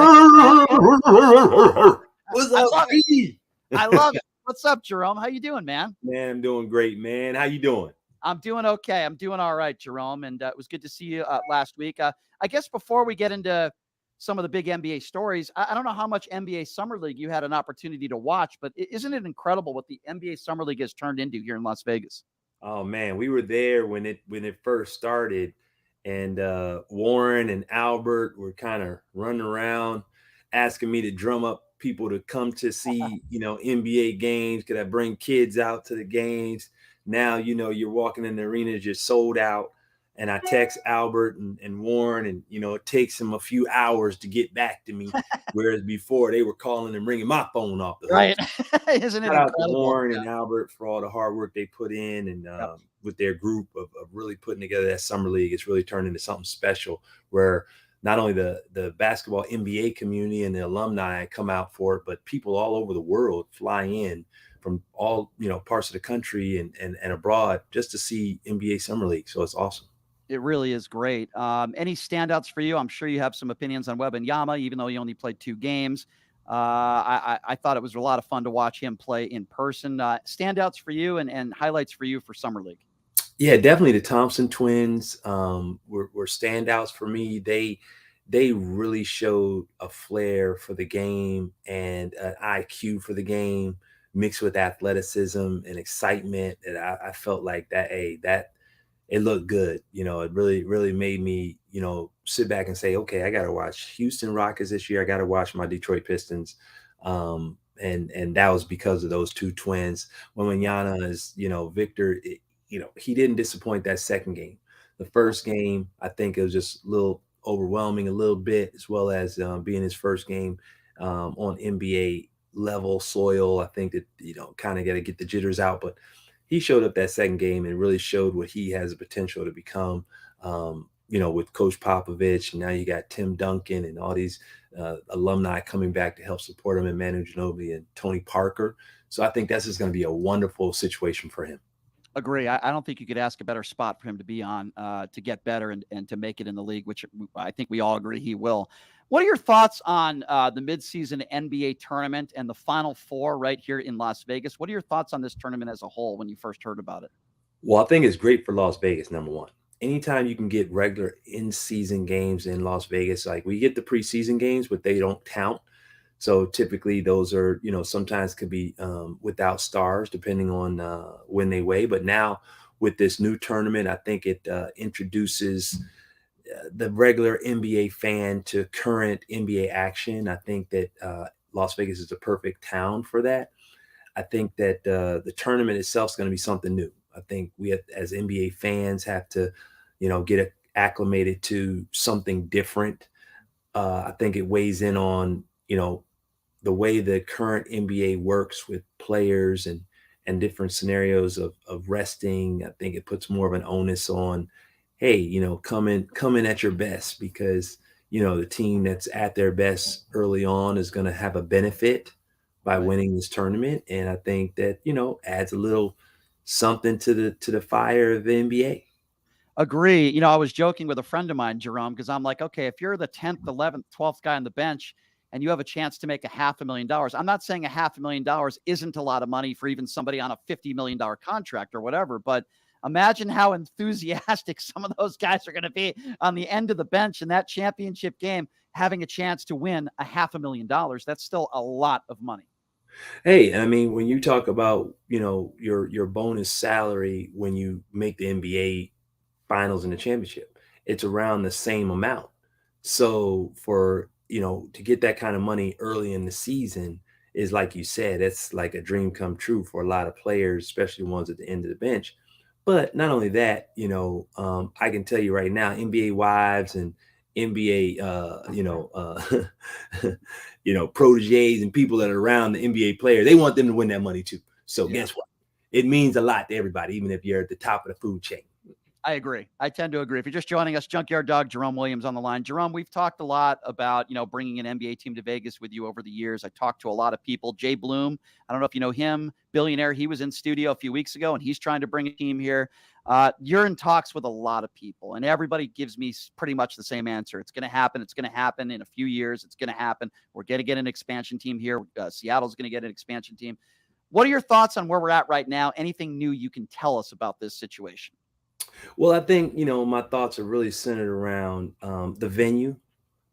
there's always talk about NBA teams, but right now it should be talked about, who's coming with the best package for a venue for NBA basketball. And that goes through Adam Silver's office. I know there's been a number of different proposals out there, um, you know, and all of them look the part. But I think that, you have to look at a couple of little outlining factors. They want the next NBA franchises to have some sort of minority ownership, some sort of minority, affiliation, whether that's locally, whether that's, through charity. And that's what makes our Las Vegas chapter of Retired Players Association, NBA Players Association, so important because anybody that's coming in with a team or a proposal for a team should also be talking to us in terms of what we could help with to send that proposal over the top. Do you think Las Vegas needs a professional baseball team, let alone the Oakland A's? Because there's a lot of basketball people that I've talked to that say, well, an expansion team would make more sense. And do we really want a team right there on the strip that doesn't spend any money? Let's be honest, the A's don't spend money. Whereas, the Knights come in here, expansion team, and they've been incredible, what the Aces have been able to accomplish. But these are teams that are also willing to spend money, right? Yeah. The A's are not spending money. The Billy Bean era, it's not working. What is your take as a former professional athlete and a big part of Las Vegas? What do you think about the A's situation and what they're trying to do here? Well, the one thing I can say about baseball is that, when coming out of cities like New York, seeing the Yankees, the Toronto Maple Leafs, even the Washington Nationals, all these different cities, I've seen the professional baseball, the MLB in full effect. All these teams have either been in the playoffs or been battling for, the championship in the last 10 years. And that says something about their franchises. Right. So when you have a team like the A's and you're saying you're coming to Las Vegas, well, first of all, when you come to Vegas, there's a different light that's on you because of the city itself. This is a city of entertainment. This is a city of, people with locals who have a lot of ties all over the United States because that's what Vegas is. We bring them in from everywhere. And Oakland A's is no different. If you come, you're going to get the spotlight on you. So you better be prepared to do well, or, you're not going to get the type of fan following that you need from the locals. You have to respect the locals here in Las Vegas because, the Aces, they came in and respected the Knights, they came in and respected. There's an NBA team. Obviously, there's going to be a lot of respect. And the NBA did it right. They basically fed the market for over 15 years with the summer league. Now you have a tournament. I mean, all these things just add to the excitement, the allure of having an NBA team here. So for baseball, it's the same thing. You got to come in here and you got to be prepared to do the work and do the job. I agree with you. I probably have asked you this before, Junkyard, but what type of facet when we do get an NBA team, I think we all agree it's just a matter of time. What do you want to do within that organization? Would you want partial ownership? Would you want to be, management, scouting, coaching? What part of a team it would be a dream job for you right now where you're at in your life? I think that the dream job is just the affiliation, number one. The affiliation with the NBA franchise that I've been a part of with the Knicks and the Raptors specifically has always been, what's the need? Because the need is really the main focus of anything that I do. That's what actually motivates me and drives me. So I've been certified as a general manager for NBA franchises, and that's from an educational standpoint. Mm-hmm. I have plenty of experience in marketing, have a degree from Georgetown University, and the business of basketball is, is sort of like what I've been doing for the last 25 years, coaching even high level, future pros. Right now I have probably about 8 NBA guys that were coached by me at Finley Prep in the league, which is great. But I think at the end of the day, my passion is the community. My passion does lie with helping to build that fan development and that core connection to the fans. So not known as a fan favorite for nothing. So I'm sure that would be one of the top priority lists on my on my things to do to help the franchise if that was And something I can't think of one person in Las Vegas that wouldn't want you to be in that sort of position because you would do so well. I want to ask you this, you're so good with working with young players and young kids and millennials, I guess would be the word. What would be your advice to John Morant? Obviously, he's such a skilled athlete. He's one of the faces of the league. He's young. He's obviously made some mistakes. What would be your advice to him? I'm curious. Well, I've obviously reached out to Ja just on a personal level. And my advice was just simply you have to be more conscious of your network of friends, people that you have in your core, because that's not to say that he needs to change those people or don't hang around with those people. But those people have to understand that he has a job to do, and this job requires a lot of focus, that his brand and the brands that are placed around him, and endorsements and the league itself that give him the platform to attract the brands. It's a juggernaut. So you have to be aware of your surroundings and what you're doing, because there's going to be consequences to anything that kind of goes down, on camera. And so my advice is just simply, hey, be conscious of the people that are in your circle and what they're doing at all times, because it could really cost you. And, to the tune of, everybody knows, it's been reported over $50 million just from the NBA standpoint. And it goes up from there, Nike pulling shoes off shelves. All those things matter when it comes down to it. And that's something that, he has the power to change. And listen, Jerome, there are so many wonderful people in the league and the charity work that's done. And unfortunately, sometimes the media just focuses on a few people that make some bad mistakes, right? I understand that. Hey, listen, maybe I'm a part of that problem, but I got to tell you, I was really disappointed in Kyrie Irving. Number one, I was disappointed in him with his vaccine rhetoric. I don't think he knew what he was talking about. Number one, he ruined that team, in my personal opinion, because he wasn't playing for most of the year. And then number two, promoting a film that is beyond anti-Semitic. And I'm thinking to myself, I don't even think Kyrie Irving is anti-Semitic. I just think he did something very ignorant. I'm just curious, because what are your thoughts on Kyrie Irving and the last year and some of the things he's done and said? Well, I think Kyrie is in a tough situation because the media and everybody has an opinion about what his outlook is, when he's clearly stated several times that he loves Jewish people, doesn't have a problem with Jewish people. So instead of people commenting on that, they go to the fact that within the film, there's talk of some anti-Semitism within the film, but that wasn't his viewpoint. That wasn't the message that he was trying to put across. He was actually trying to show people in his culture that there's some other materials out there that they might need to look into. And I think that the other part of what he was, the other part of the message was never picked up by the media and never, expanded upon, because they just jumped on the fact that within that video, there were anti-Semitism in there, but that wasn't his goal. And I think that, it's unfortunate that when things run away, that really can cost, young stars like Kyrie a lot of fans and a lot of money. So, he learned a very serious, harsh lesson that retweet, that retweet button is a deadly thing. So you got to Jerome, be very careful. Tell me if you disagree with me or not, though, Jerome. I don't think it was only the retweet. I think it was the way he handled it after. And I don't know if that's the wrong people around him. Like the next day, just say, look, man, I'm not anti-Semitic.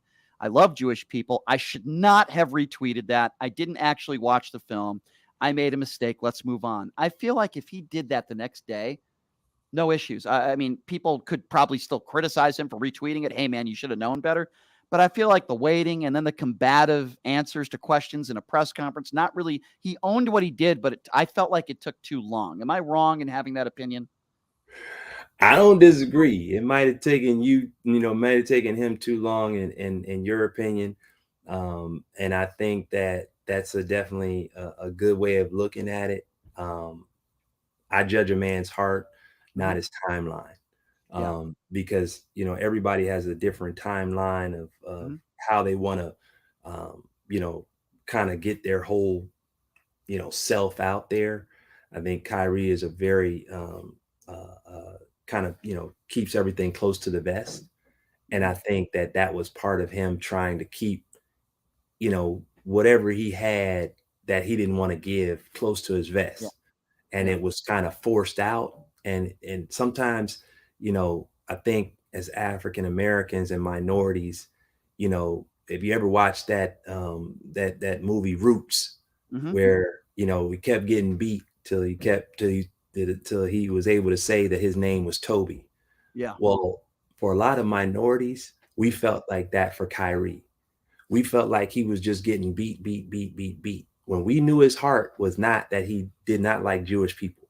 Most Black people and most minorities do not have any issues with any Jewish person ever, based on the fact that we know what you guys have suffered, your ancestors and all those things. And you guys, similar to us, know what we suffered.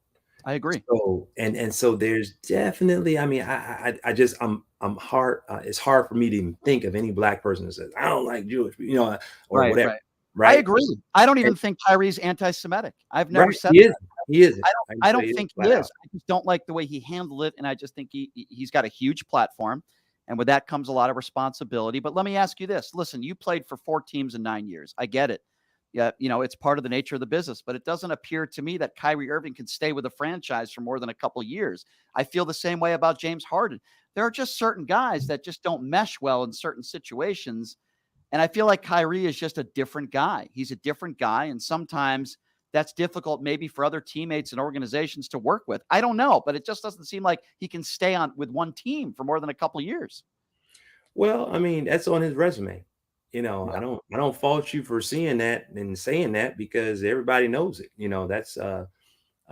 That's one thing that, I never look at as being a negative thing, because I've seen good players that happen to them all the time, and it's a business. So what franchises decide to do with their players of that caliber is up to them. Sure. But one thing I can say is that he's hit some big shots for all the franchises he's played for.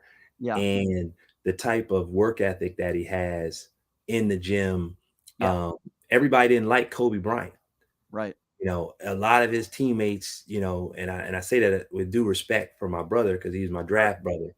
Yeah. But everybody didn't like Michael Jordan, that played with him. Made everybody better. But the franchises, they kept standing by those two individuals and for long periods of time. So, for Kyrie, I just say, hey, look, he's cut from a similar cloth. I can tell you that right now. Now, they're all different.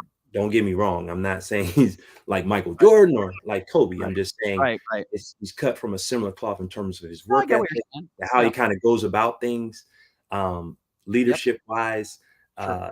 All those 3 guys were different. You see what I'm saying? So like, no question. I hear what you're saying. So it's just sort of like, so to answer your question, I kind of look at it like, hey, it'll all sort of come out in the wash sort of towards the end of his career, and after, then we can more dissect, this was what was happening.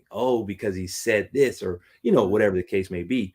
But the other guys that I mentioned before had championships.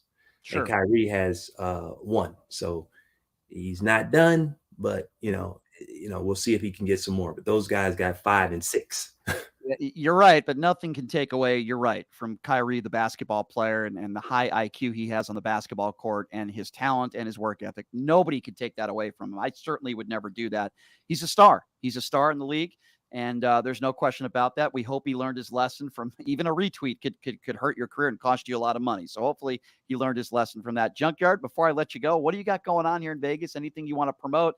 I know you're involved with a lot of different entities. Anything you'd like to mention before we let you go? Oh, absolutely. You know, my Shooting for Peace and IP Fama right behind me. Those are the two things I'm constantly working on to tweak. Shooting for Peace has been going on, started right there in Las Vegas with our first event in the school system. We're giving up all kinds of scholarships for kids. And not only that, but we're pointing kids towards their intellectual property for athletes, made by athletes, is IP Famba.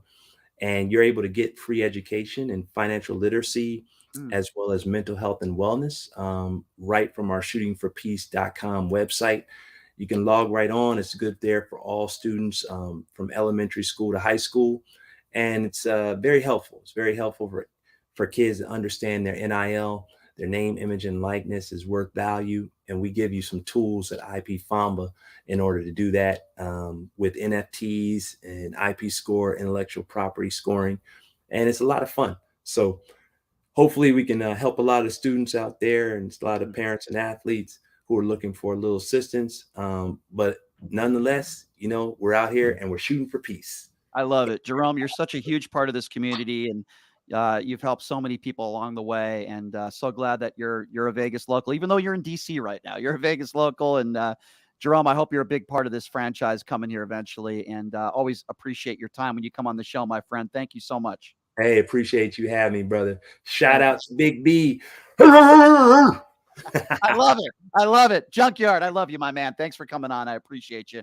Jerome Williams. Thank you, Jerome. Jerome Williams, great NBA career and even a better person. I love talking to him.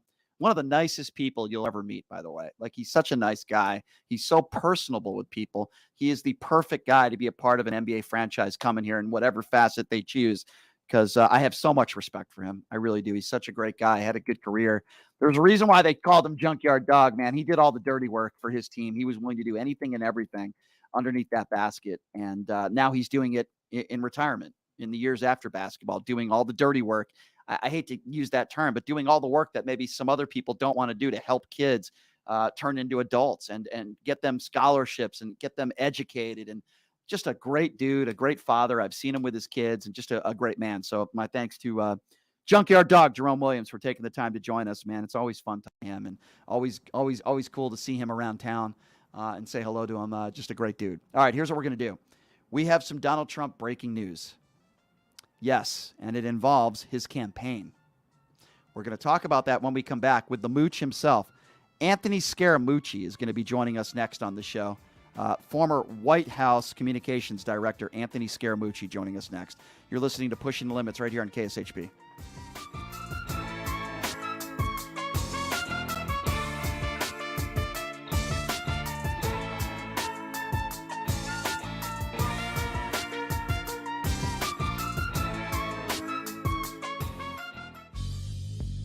Hey, everybody, are you struggling to find a pizza place that reminds you of Brooklyn?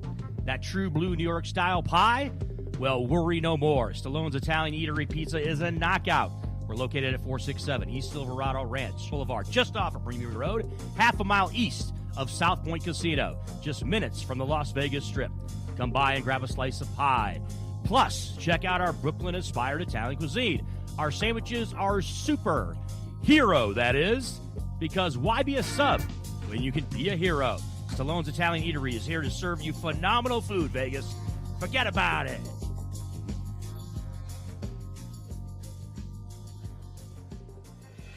Buying or selling a home is a huge life event that requires guidance from an expert in the industry and community.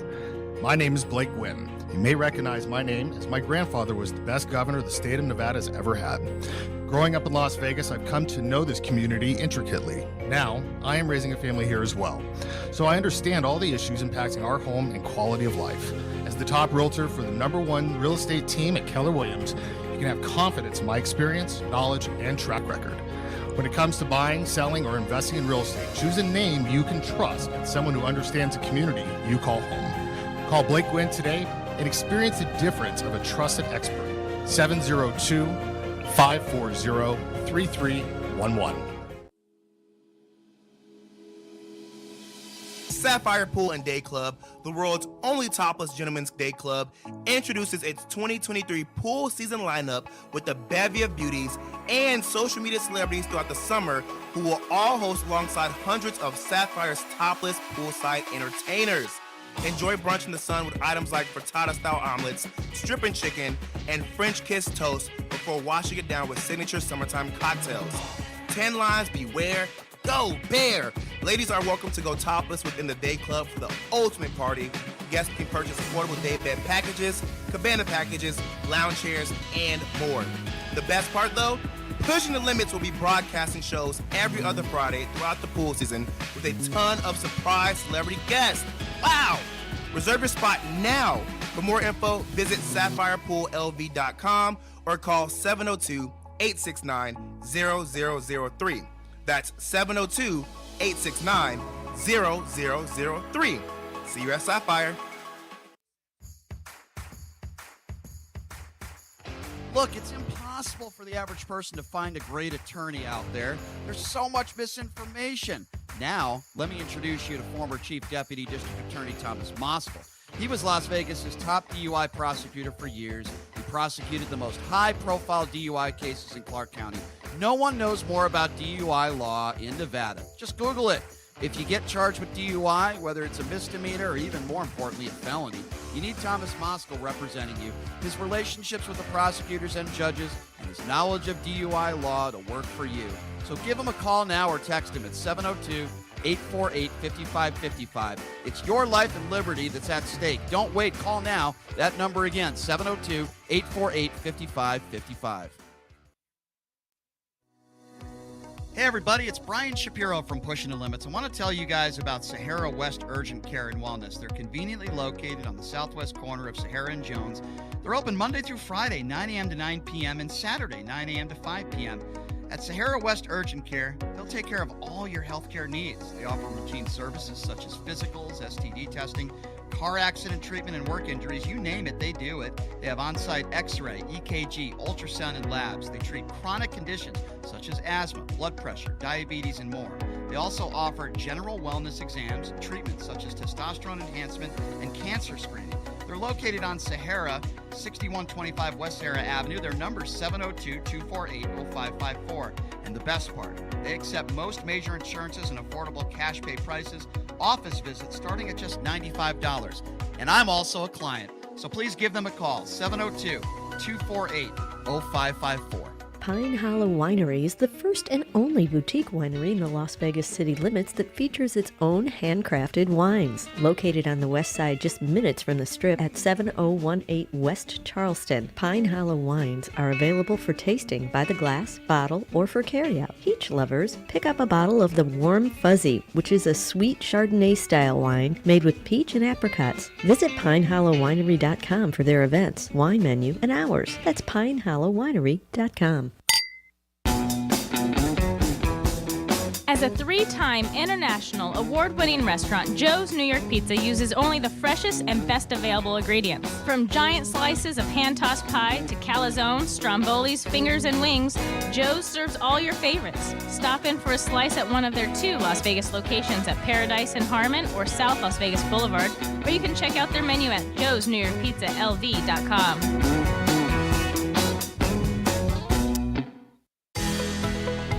The National Atomic Testing Museum is a national science, history, and educational institution that tells the story of America's nuclear weapons testing program at the Nevada test site. Located at 755 East Flamingo Road, just east of Paradise, the museum offers immersive, interactive experts for guests of all ages. The museum is Smithsonian certified and open 7 days a week. For more information, visit nationalatomictestingmuseum.org. That's nationalatomictestingmuseum.org. When you bring your vehicle to Star Auto Care for maintenance, you'll have a team of professionals at your service. Every one of our technicians has been factory trained and master status certified to ensure that you receive the highest quality and most effective service. Star Auto Care is located at 3540 East Tropicana Avenue, just east of Pecos. Star Auto Care is confident in their prices and will match any mechanic located within 20 miles. Bring your vehicle in today and let Star Auto Care give you the peace of mind you deserve when you service your car. Visit them online at starautocare.us. Whether you're a corporate executive, on a family vacation, or just passing through, St. George Inn & Suites will meet your specific needs. It's conveniently located near restaurants, shopping, and movie theaters. St. George Inn & Suites offers a variety of room types, 2 fabulous pools and jacuzzis, a fitness center, a free full hot buffet breakfast, and laundry facilities. To make your booking, call 435-673-6661 or book online at stgeorgeinnhotel.com. You need to stop in Southern Utah? Make that stop at St. George Inn & Suites. STN Sports is the only sports betting app you need this season. STN Sports has it all. In-play betting, mobile parlay cards, the Play Plus card to fund and withdraw from anywhere in Nevada, and the latest lines on every game. STN Sports even lets you earn rewards on every bet. Safe and easy betting from your phone or tablet. Go to stationcasinosports.com or sign up at any Station Casino, Fiesta Wildfire, or the El Cortez. Details at the sportsbooks. The Farmer's Burger from Farmer Boys. Beef, bacon, cheese, hand-smashed avocado, and fresh veggies. Best burger champ. That's how we drop the mic. Farmer Boys. Farm food ain't fast food. Farmer Boys' new always crispy fries stay crispier and tastier all the way home. If they make it home. Sharing is caring. Farmer Boys. Farm food ain't fast food. All right, welcome back. It is Pushing the Limits on a Tuesday. Thank you so much for joining us. Of course, covering the breaking news where it appears as though Donald Trump's going to be indicted again, this time for breaking the Insurrection Act. They just keep on coming, the indictments, when it comes to Donald Trump. Well, what better person to talk about Donald Trump than a man, of course, the former White House communications director, knows the man very well inside and out. It's been the Mooch himself, Anthony Scaramucci, joining us right now on the line. Anthony, good to see you, my friend. Thanks for joining us. How are you? Hey, I'm doing great. How are you? It's always good to be on with you, Brian. But it's an auspicious day once again. Yeah. But this is 3 out of 4. So there's another indictment coming in Georgia. So listen, he's not that unlucky. He's a full-on ranked criminal, and so I know his supporters will defend him, and they'll say all kinds of stuff that it's a witch hunt, but it's not a witch hunt from 4 different groups. So you've got the city of New York, you got the Department of Justice, you got the Department of Justice on the documents and the J6 insurrection, and now you got the state of Georgia. So, I mean, this is big stuff. And so, listen, he's going to go down, and I think the fight will be among the remaining Republicans. I do not think he makes it to the nomination. I don't even think he makes it to Iowa. Okay, so when you say you don't think he makes it, is that because you think he's going to back out of it? There might be some deal. What do you think is going to happen? Yeah, he's going to back out of it. He's got too much pressure on him, too many court cases. He's right now using the nomination or the potentiality for the nomination as an obfuscatory tool to not go to jail or not be prosecuted. Okay, so he's got the delay. It looks like it's going on the documents trial. The Department of Justice requested a December trial. The judge said that's too quick. It'll likely go into February or March. But he's hoping and he's using, hey, I'm a political figure. I'm a political candidate, so you can't prosecute me right now. It's against the interests, if you will, of the electorate to do that. But I don't think that's going to hold up. And I think the scrutiny is going to just be overwhelming for him. They got him on tape in Georgia. I mean, it's sort of bizarre. It's literally what he said. I'm going to shoot people on Fifth Avenue, and it doesn't matter. There's going to be a group of people in the United States that support me no matter what. Do you believe, Anthony, that Donald Trump knew he lost the election? Because Jared Kushner said that the opposite of that. He knew all along that he lost, right? This is his ego, right? Yeah, of course. No, he knew. He was talking to people in 2016 about election fraud. And he was ready to claim that it's a rigged system. he fully expected to lose in 2016. And so if there's evidence that the system is not rigged, it's the election of Donald Trump, because no one wanted him in the establishment to be the president. And so the system's not rigged. He got full on legitimately elected in 2016. He got full on legitimately unelected in 2020. Now, remember, the Supreme Court ruled with those states. If you remember, the states, they took some liberties with the absentee ballots, and they said it's during COVID, a time of extremis. They lengthened the time of the delivery of the absentee ballots and so forth. Trump was trying to claim that that was election fraud, but the states proved that they had a fair and impartial process with those ballots. And the Supreme Court of the United States, which you and I both know is a conservative court, and justices that were put on the court by Donald Trump, 6 conservatives, 9 justices on the court in total, they ruled against Donald Trump. So listen, it's a bunch of malarkey, it's a bunch of nonsense. He knows it, I know it, you know it. But he's got a large group of people in the United States believing his election lie. So I want to ask you about that. How is it break that possible? fever somehow?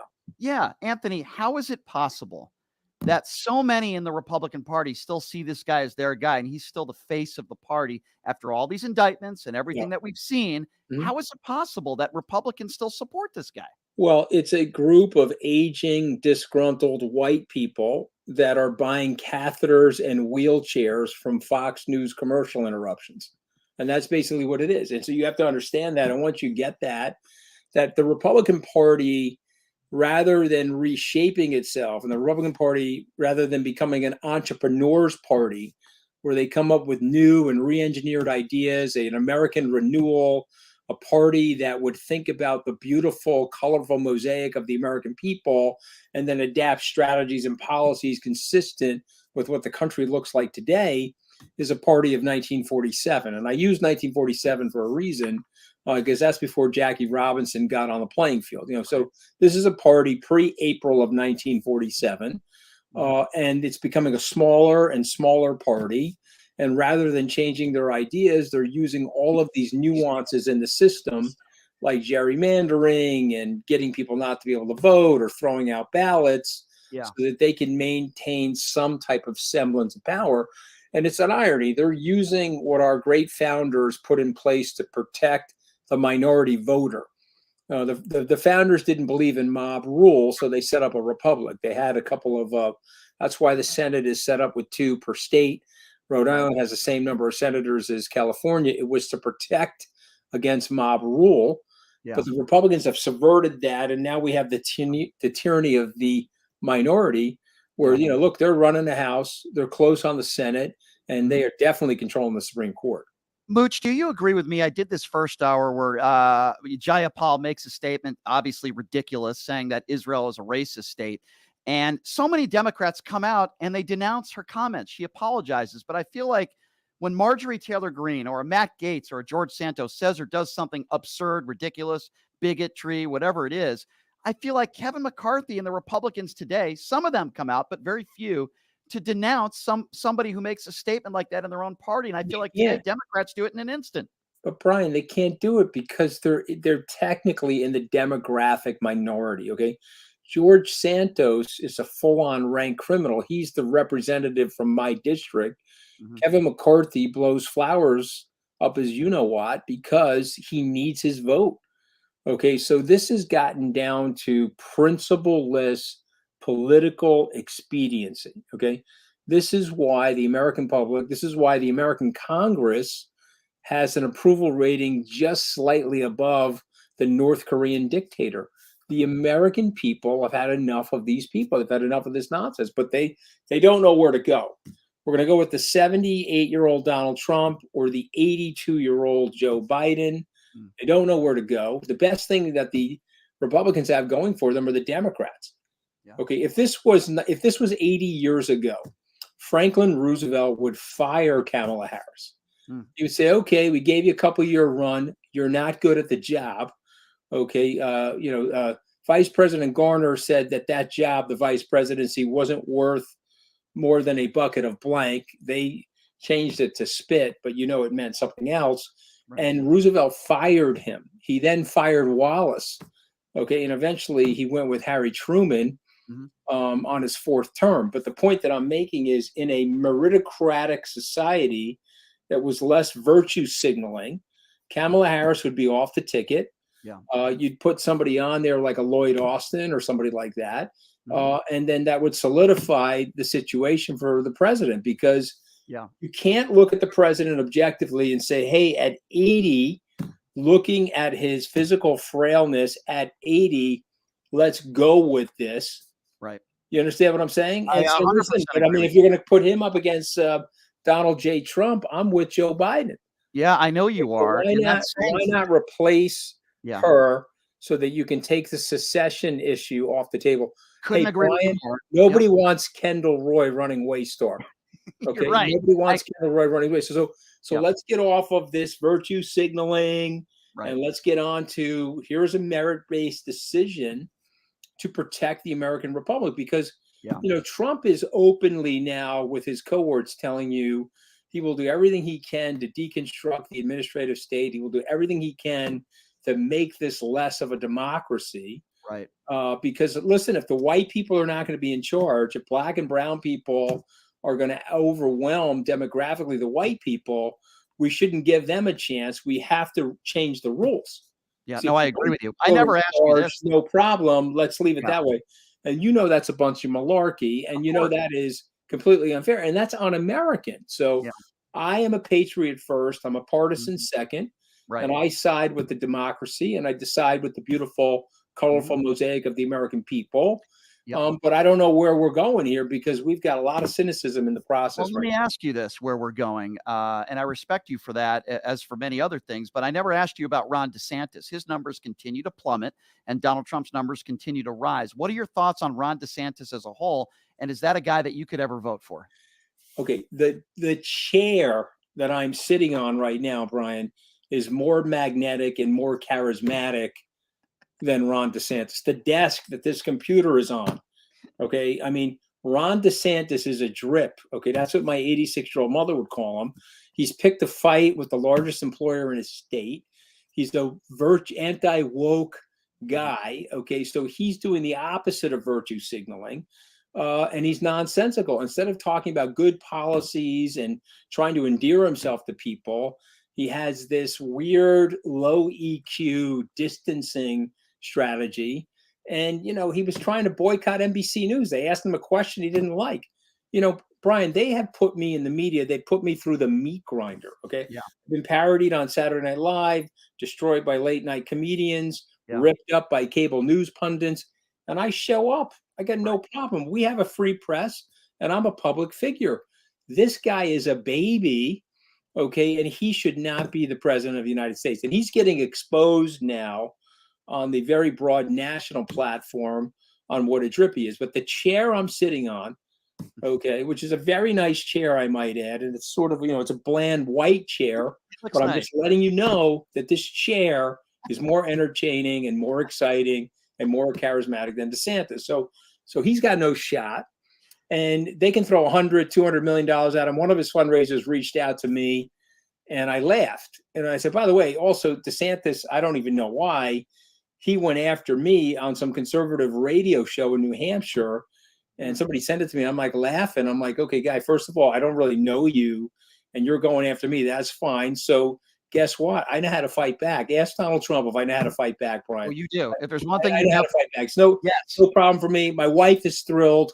When Trump lost, my wife was very upset in one way. I mean, she hates Trump almost as much as Melania hates him, and that's a very high bar. But she was like, "What are we going to do now? Who are you going to end up fighting with?" And I said, "No, relax. There'll be other people to fight with." And now Governor DeSantis wants to fight, so I'm into it. I like it. you'll definitely win that fight. There's no question about that. I have to ask you about this, and Ron DeSantis is a big part of this. Why are so many Republicans out there obsessed with gender ideology? Like Ron DeSantis was asked by Trey Gowdy on Fox News, how are you going to end the war in the Ukraine? And he talks about gender ideology. I don't know if you saw that. Yeah. I mean, so many of these Republicans, they protest outside of Target. Our kids are being indoctrinated. They don't want to talk about gun control or the real issues facing children, and they want to talk about drag queens reading books to children. Why are so many Republicans obsessed with gender ideology? Well, because it works. Okay, so they test that, and it works in that group of catheter and wheelchair buyers that I described in the Fox News commercial interruption segment. It works with them. Because when you say that there's a gender this or a gender that or a groomer this or a groomer that, oh, the world's falling apart. Remember, people get to a certain age and they long for the past. And they say, oh, the past was way better than it is today. But if you poll people in 1947, they said, well, 1917 was better. 1977, well, they said 1947 was better. Everybody does that. It's a psychological phenomenon.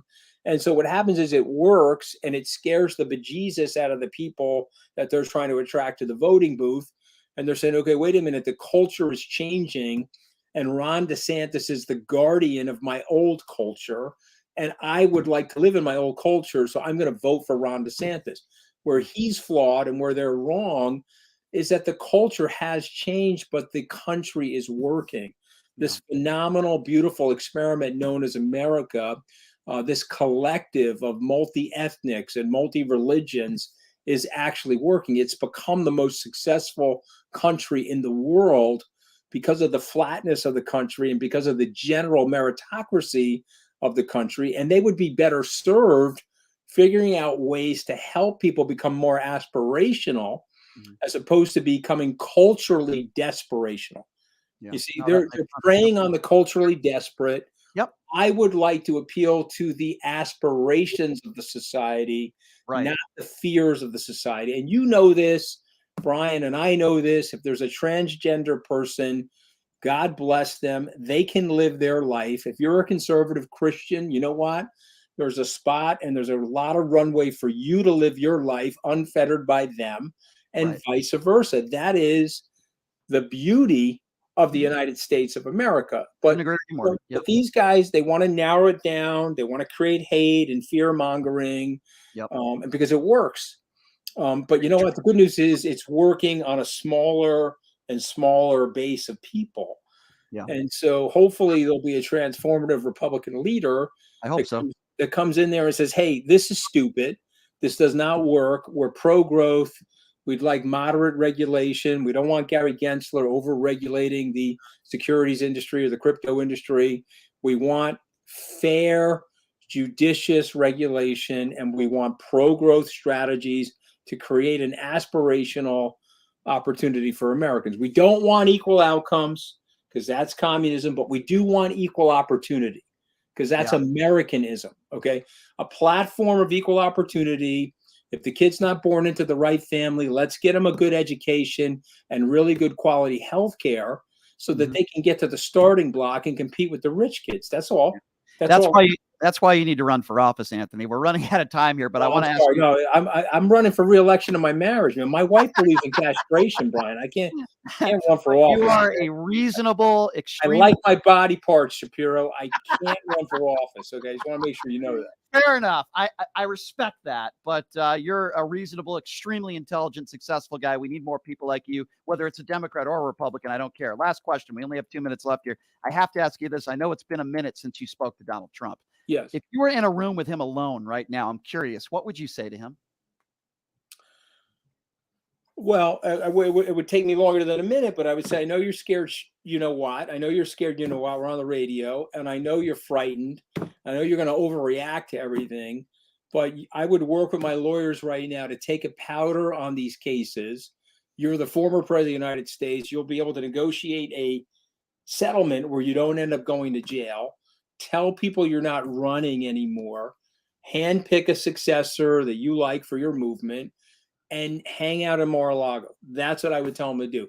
If he doesn't do that, okay, due to his pride or his ego or his stubbornness, I think he's going to end up in a bigger disaster. You've got zealous prosecutors that want his scalp, and they've got him on the evidence. And so to me, I would negotiate a settlement is what I would tell him, and I would get out of the political arena. His time has already passed. You are the worst politician since Herbert Hoover for the Republicans. You lost the presidency, the House, and the Senate, and your time has passed. Let's cut it out now. You're not going to go to jail, but cut the deal. That's really, really good advice. He probably wouldn't take advice from anybody, and he No, should. he never took any advice from anybody. That's how I got Right. fired. I mean, I was pushing Right. back on stuff, Yeah, and you know what? If he kept you and treated you better as the communications director, he would have had a better presidency, and he wouldn't have had so many of I believe, so many of the issues that he's dealing with now. Anthony Scaramucci, you're always one of my favorite guests. I Love appreciate talking you to you. having me, man. Love talking to you and catching up with you, my friend. And you have a beautiful family and a very successful business. And I appreciate you coming on and taking the time, my friend. We'll catch up with you soon. And when you come to Vegas, steak dinner on me, my friend. You got it, brother. Enjoy the summer. Okay, I hope to speak to you soon. Thanks, Mooch. Appreciate that. Anthony Scaramucci, always one of my favorite guests. I have so much respect for him. Listen, Joe Walsh is one of my favorite guests too. Like Scaramucci, he was a supporter back in the day. But we need more people like Anthony Scaramucci. We need more people like Joe Walsh. Anthony Scaramucci's of the World Running Brothers. I know Anthony doesn't have to run and he won't run, but I wish he did. And I wish more people like Anthony were able to, from the Republican side, speak out and tell it like it is, man. The Mooch is always the best. Always appreciate him coming on. A lot of fun. Tomorrow on the show, a woman by the name of Lisa Latte Lublin is going to be joining us. She claims that Bill Cosby raped her decades ago. But now, because of new laws that were passed in the state of Nevada, she's able to file a lawsuit against Bill Cosby, a civil suit.